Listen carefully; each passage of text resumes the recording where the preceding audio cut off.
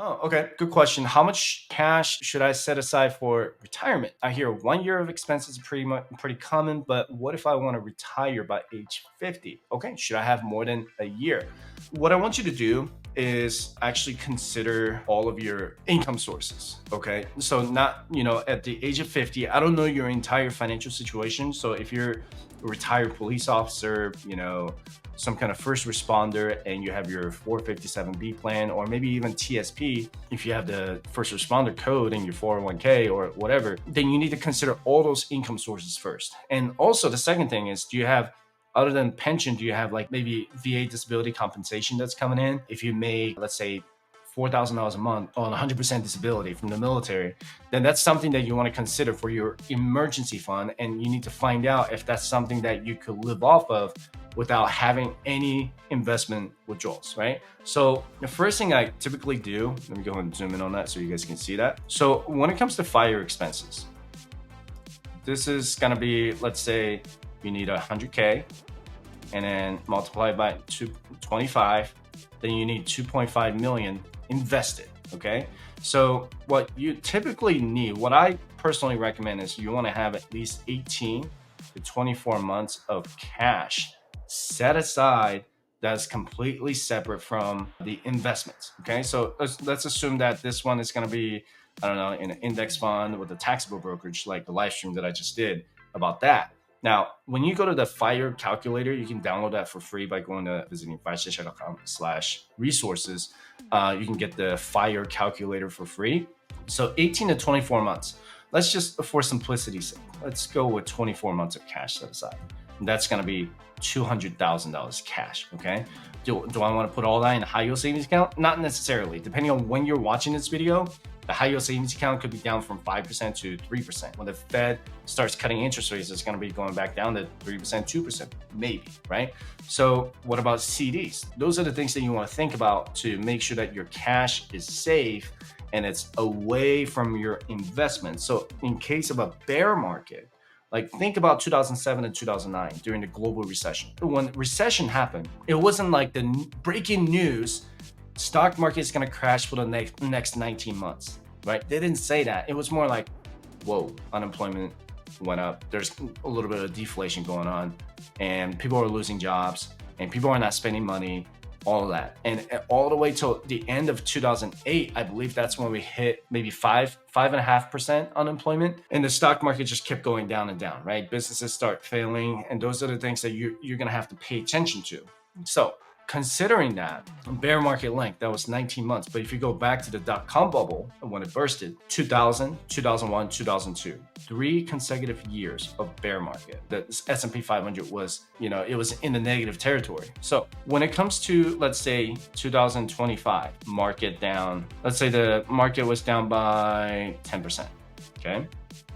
Then I'm gonna stop taking money out of my investments and just use cash that I have set aside and just use that to pay for my expenses. But am I going to spend all 100,000? No, because out of that FIRE budget, I'm going to have my essential expenses.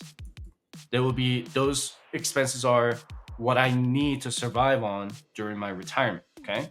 The next one will be, can I afford my discretionary expenses? Maybe I have some trips coming up, but I can delay those just depending on how the market does. And do I have any other annual expenses, like let's say medical procedures that's coming out? Those are the things that you're going to have to kind of break it down. By the way, I am so fired up to announce the launch of my private FIRE community for people just like you and me who are passionate about investing, saving, and achieving financial independence and exploring different possibilities to retire early. My private community will allow you to connect with me on the platform and get in touch with other like-minded individuals or couples who are just as serious as you are with the FIRE movement. As a member of my private community, you'll get resources like investing, saving, paying off debt, or finding the right place to grow your money. For a very limited time, please enjoy the free trial by clicking the link in the description below. But when it comes to bear market and what I call bear market expenses, that will be all essential expenses. That would be the housing, utilities, transportation, food, and insurance. Those are the 5 main things that you want to consider. Now, Let's say out of that 100, you had to withdraw all $100,000 during the bear market year, okay, in 2025. Again, this is not financial advice. I'm just kind of giving you an example.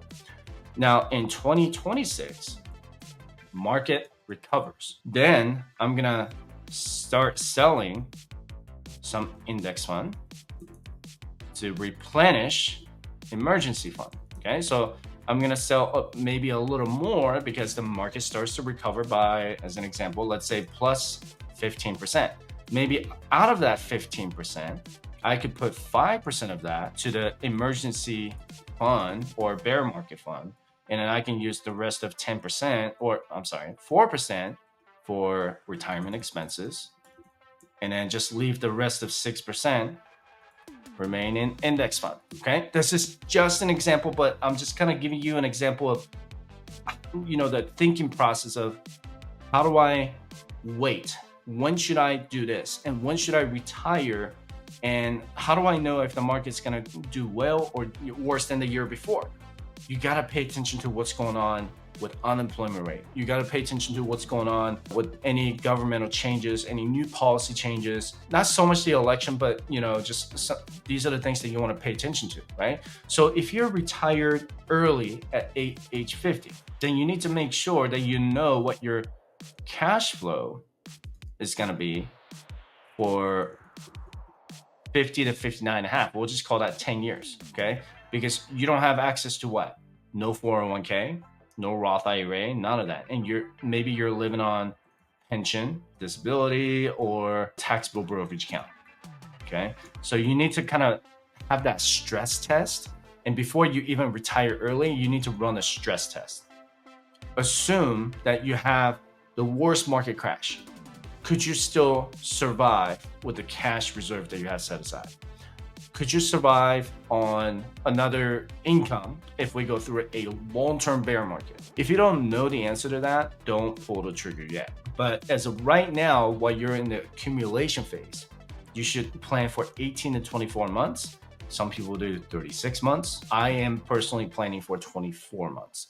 And, as far as setting the cash aside, you don't start now while you're accumulating your wealth. You want to do that towards the end of your FIRE journey. If you know for sure that you're going to achieve that FIRE number, let's say within the next 3 years, okay, then you want to start putting more cash aside for the next 3 years so that you don't have to sell your investments to, turn that into an emergency fund. So that's something that you really want to just kind of pay attention to is what is your cash flow going to be? How much of that is going to be your passive income coming in? Keep in mind that real estate is not passive, okay? If, we go through any tough time, you got to remember that tenants could stop paying you rent, right? What if you have like a pension income? That's more stable than real estate, in my opinion, stuff like that. So keep that in mind. Really good question, but hopefully that helped you.